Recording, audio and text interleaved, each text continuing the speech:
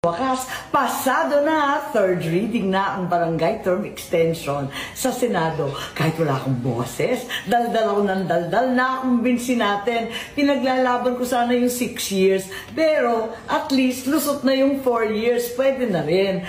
At sa lahat na nagpahiwatig ng kanilang suporta, tangkilik, salamat din sa inyong lahat, mga LGU, barangay, ABC, gobernador. Maraming salamat sa inyong lahat.